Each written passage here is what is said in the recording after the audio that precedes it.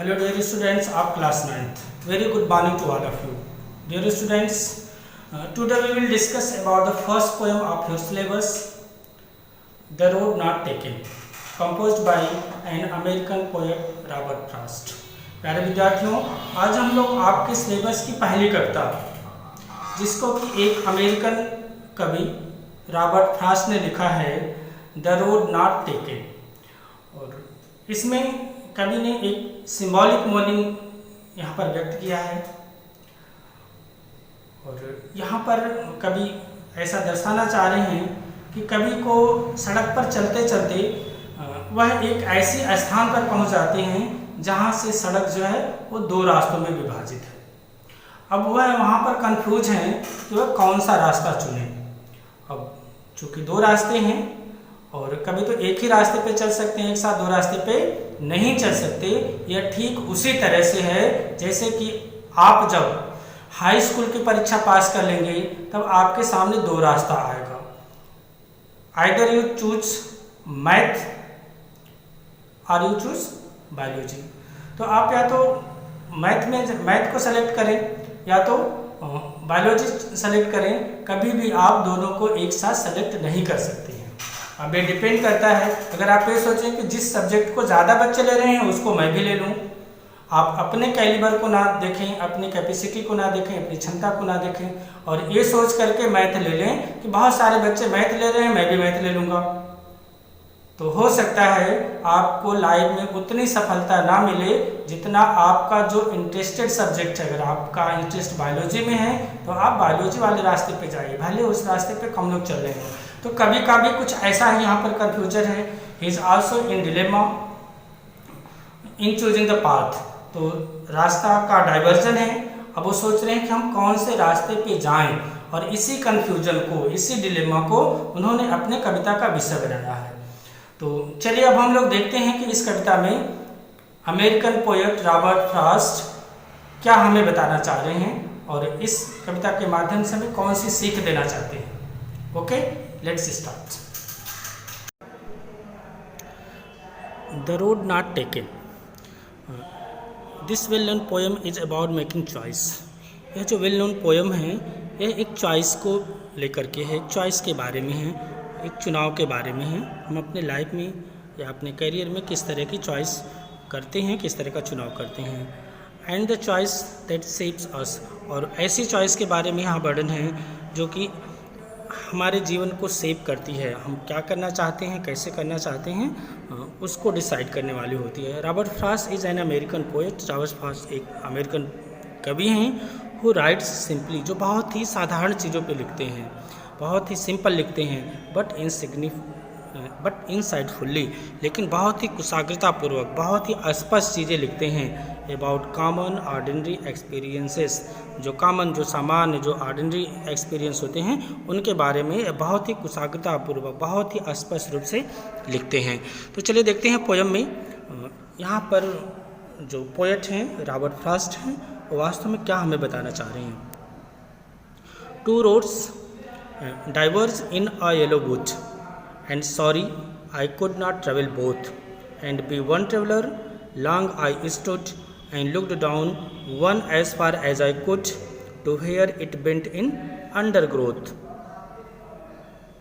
तो यहाँ पर कवि बताना चाह रहे हैं, यहाँ पर अपना कन्फ्यूजन वो शो कर रहे हैं, और उस कन्फ्यूजन की स्थिति में जब कभी एक सड़क पर चल रहे होते हैं और ऐसे स्थान पर पहुंच जाते हैं जहां पर रास्ते का डाइवर्जन है, तो यही यहाँ पर ये कह रहे हैं, two roads diverge in a yellow would. एक येलो वुड में, यहाँ येलो वुड कहने का मतलब यहाँ पर है कि पतझड़ का मौसम है और पेड़ों की, जंगल में जो पेड़ पौधे हैं उनकी पत्तियाँ ज़मीन पर गिरी हुई हैं और जिसकी वजह से वो पीला दिखाई दे रहा है। तो इसलिए कह रहे हैं कि एक येलो वुड में, एक पीले जंगल में, तो यहाँ पीला तो नहीं कहेंगे, सूखी पत्ती के कारण जो पीला हो चुका है ऐसा वन है।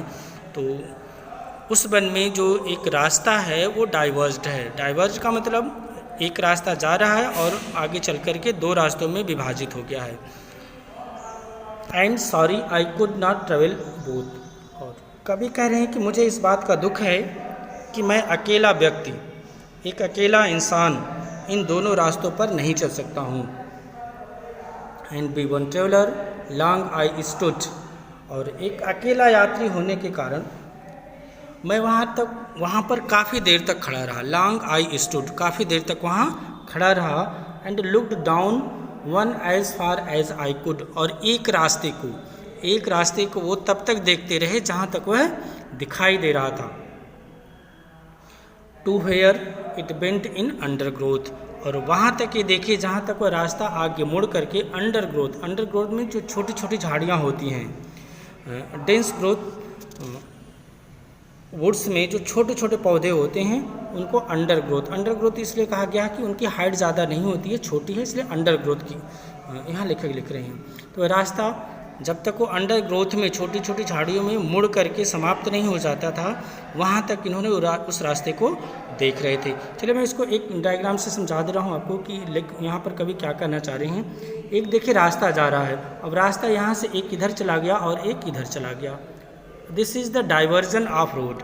अब जो यहाँ पे कवि हैं यहाँ पर खड़े हैं ये, अब यहाँ पे इनको लग रहा है कि हम इस रास्ते पे जाएं या इस रास्ते पे जाएं। कह रहे कि मैं अकेला हूँ इसलिए मैं दोनों रास्ते पर नहीं चल सकता हूँ।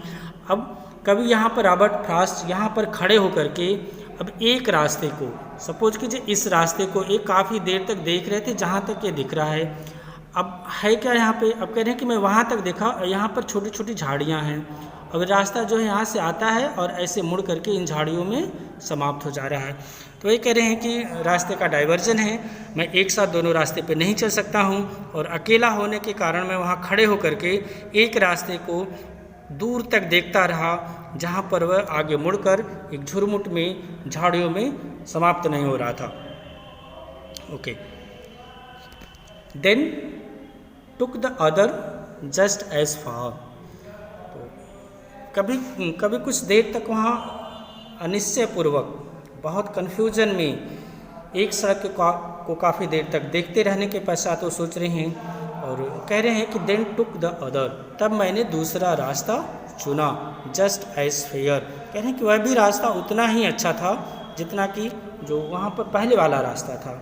And having perhaps the better claim, और शायद ऐसा लग रहा था कि दूसरे वाले से भी अच्छा हो। Because it was grassy and wanted view. कह रहे हैं कि दूसरे वाले से अच्छा क्यों कह रहे हैं, कह रहे हैं कि जो दूसरा मार्ग उन्होंने चुना था इस पर घास उगी हुई थी। ग्रेसी मीन्स घास से भरा हुआ था तथा इस पर कोई चला नहीं था। वांटेड व्यू यहाँ दिया हुआ, मतलब उस रास्ते पे लोग नहीं चले थे। अब स्पष्ट लेखक को, कवि को पता चल रहा था क्योंकि पतझड़ का मौसम था, रास्ते पे पत्ते गिरे हुए थे, अगर कोई भी उस रास्ते से जाता तो निश्चित रूप से वो पत्ते वहाँ से डिस्टर्ब होते। तो इसलिए यहाँ कवि कह रहे हैं कि उस रास्ते पे लोग बहुत कम लोग चले हुए थे। Thought though as for that the passing there had worn them really about the same. कह रहे हैं कि जब वो उस रास्ते पे कुछ देर चले तो चलने के बाद इनको लगा कि वह रास्ता पहले वाले के समान ही है।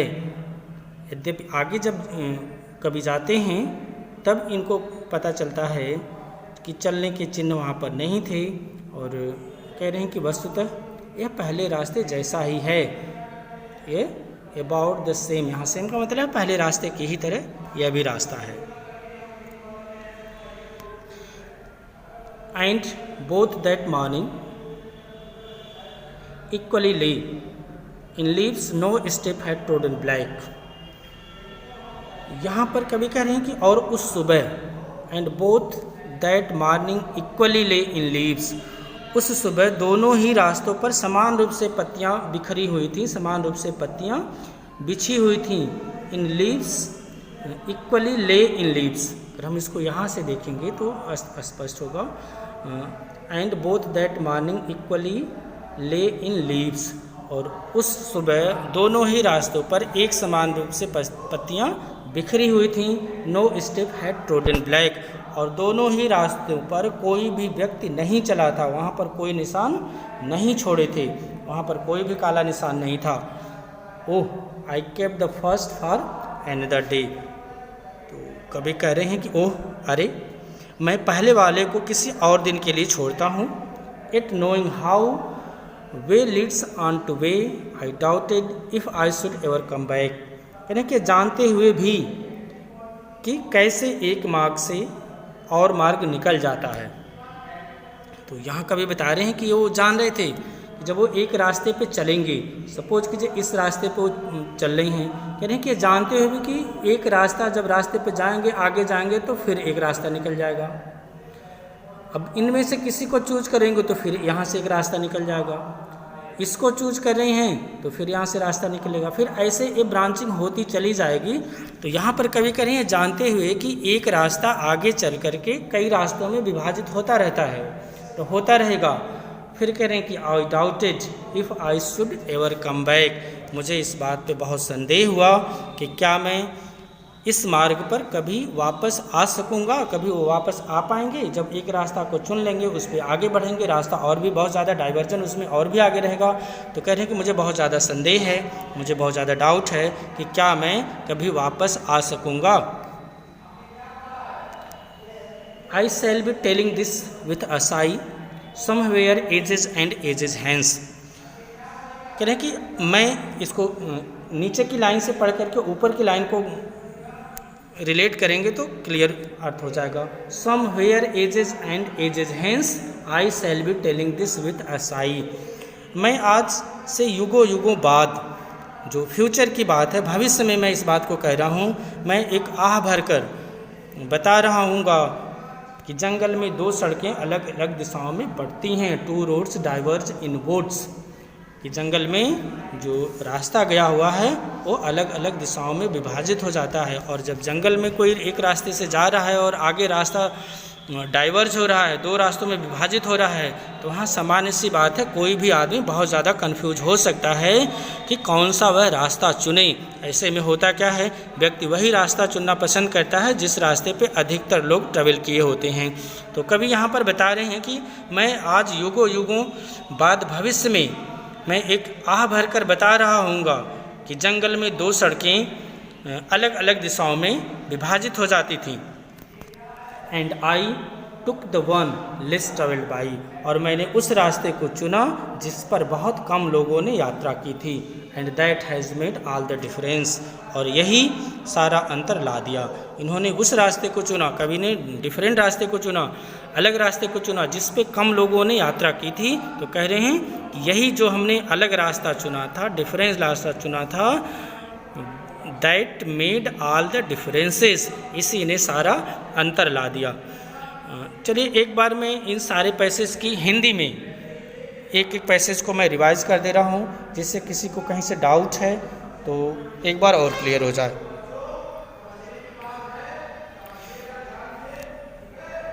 Your first stanza is two roads diverge in a yellow wood and sorry I could not travel both and be one traveler. Long I stood and looked down one as far as I could to where it bent in the undergrowth. तो कभी जब सड़क पर चलते हुए उनको एक diversion मिल जाता है, दो रास्तों में विभाजित हुई सड़क मिलती है, तो वहाँ पर एक खड़े होकर कंफ्यूज हो गए हैं, इस डिलेमा में हैं कि वो क्या करें। तो उसी का वर्णन कर रहे हैं और कह रहे हैं कि दो सड़कें जो येलो वुड है, पीले रंग का वन है, सूखी पत्तियां गिरने के कारण जो पीला हुआ है, उसमें जा रही हैं, वो सड़कें उस जंगल के अंदर जा रही हैं। दुख की बात है कि मैं अकेला व्यक्ति होने के कारण दोनों पर यात्रा नहीं कर सकता हूँ, दोनों रास्तों पर नहीं चल सकता हूँ। तो मैं क्या किया, लेकिन कभी कह रहे हैं कि मैं देर तक खड़ा रहा तथा सड़क को दूर तक देखता रहा, जहाँ पर सड़क मुड़कर छोटे छोटे पेड़ों के झुरमुट में गायब नहीं हो जाती थी, वहाँ पर लुप्त नहीं हो जाती थी, छुप नहीं जाती थी। तो वह निश्चय रूप से एक दुविधा की स्थिति में थे कि वह किस रास्ते को चुनें और किस रास्ते को छोड़ें। Second one, then took the other just as fair and having perhaps the better claim because it was grassy and wanted wear, though as for that the passing there had worn them really about the same. तो कभी कह रहे हैं कुछ देर अनिश्चय के साथ खड़ा रहने के बाद, काफ़ी देर तक सोच विचार करने के बाद कवि कह रहे हैं तब मैंने दूसरा मार्ग चुना जो कि उतना ही अच्छा था जितना कि पहले वाला। जो कन्फ्यूज़ थे हम किस पे चलें किस पे ना चलें, जब उन्होंने दूसरा रास्ता चुना तो उनको यह आभास हो गया कि अभी उतना ही अच्छा रास्ता है जितना कि पहले वाला था जिसको उन्होंने नहीं चुना था। शायद यह जो दूसरा रास्ता से पहले से भी अधिक अच्छा हो, इसलिए मैंने दूसरा मार्ग चुना था। क्योंकि इस पर घास उगी थी और इस पर कोई भी चला नहीं था। कैसे पता चलेगा कोई चला था कि नहीं चला था? क्योंकि पतझड़ का मौसम था, उस पर पत्तियाँ गिरी हुई थीं और कोई भी उस पर अगर चलता तो निश्चित रूप से वो पत्तियाँ अपने स्थान से डिस्टर्ब होती और बिल्कुल पता चल जाता कि इसमें बहुत सारे लोग गए हैं, कम लोग गए हैं या कोई भी नहीं उस रास्ते पर ट्रेवल किया है। यद्यपि आगे जाने पर कवि पाते हैं कि इस रास्ते पर भी चलने के चिन्ह थे और लगभग यह रास्ता भी पहले ही जैसा था। Third stanza, and both that morning equally lay in leaves, no step had trodden black. Oh, I kept the first for another day, yet knowing how way leads unto way, I doubted if I should ever come back.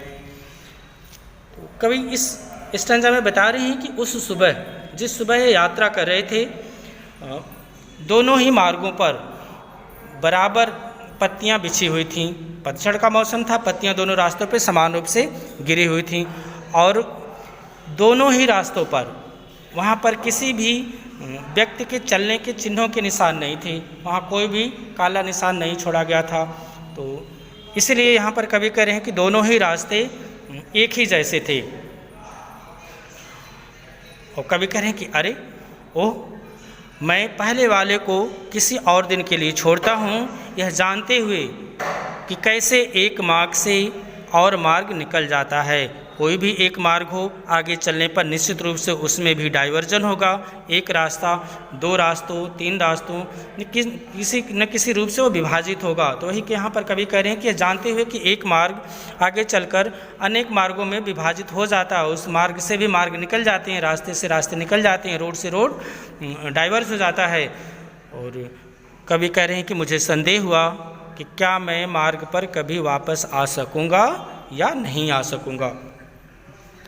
Fourth and last stanza, shall I be telling this with a sigh? Somewhere ages and ages hence, two roads diverge inward, and I took the one less travelled by, and that has made all the difference. तो यहाँ पर कवि बता रहे हैं कि मैं युगों युगों बाद इस चीज़ को बता रहा हूँगा कि मैंने